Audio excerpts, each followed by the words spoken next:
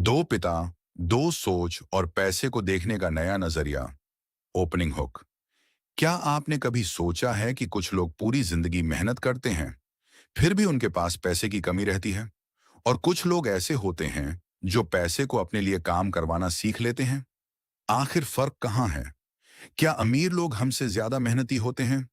क्या उनके पास कोई ऐसा सीक्रेट होता है जो आम लोगों को नहीं पता? या फिर असली फर्क उनकी सोच में होता है?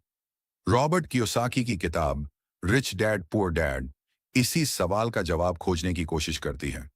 इस किताब की सबसे दिलचस्प बात यह है कि लेखक अपने जीवन में मौजूद दो अलग अलग लोगों से पैसे के बारे में सीखता है। एक थे उनके अपने पिता, जिन्हें किताब में पुअर डैड कहा गया है, और दूसरे थे उनके दोस्त के पिता, जिन्हें रिच डैड कहा गया है। दोनों पढ़े लिखे थे, दोनों मेहनत को महत्व देते थे, लेकिन पैसे को लेकर दोनों की सोच बिल्कुल अलग थी। और यही अंतर धीरे धीरे रॉबर्ट की जिंदगी बदल देता है। Part one. दो पिताओं की दो अलग सोच। रॉबर्ट बचपन में ही एक सवाल को लेकर परेशान थे। अमीर लोग अमीर क्यों होते हैं और गरीब लोग गरीब क्यों रहते हैं?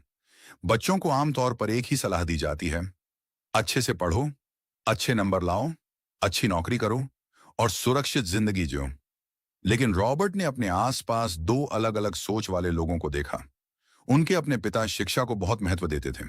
उनका मानना था कि पढ़ाई करो, अच्छी नौकरी हासिल करो और मेहनत करके जीवन में आगे बढ़ो। दूसरी तरफ उनके दोस्त के पिता पैसे को अलग नजरिए से देखते थे।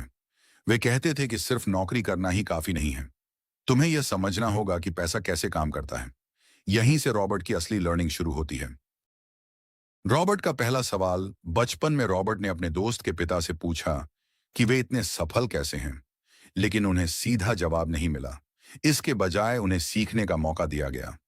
उन्होंने रॉबर्ट और उनके दोस्त को काम करने के लिए कहा। यह काम बहुत ज्यादा पैसे वाला नहीं था, लेकिन इसका उद्देश्य पैसा कमाना नहीं था। उद्देश्य था पैसे के बारे में सीखना। यहां रॉबर्ट को पहली बार महसूस हुआ कि काम करने के पीछे सिर्फ सैलरी ही उद्देश्य नहीं होना चाहिए। कभी कभी काम हमें कोई स्किल, कोई एक्सपीरियंस या कोई नया पर्सपेक्टिव भी दे सकता है।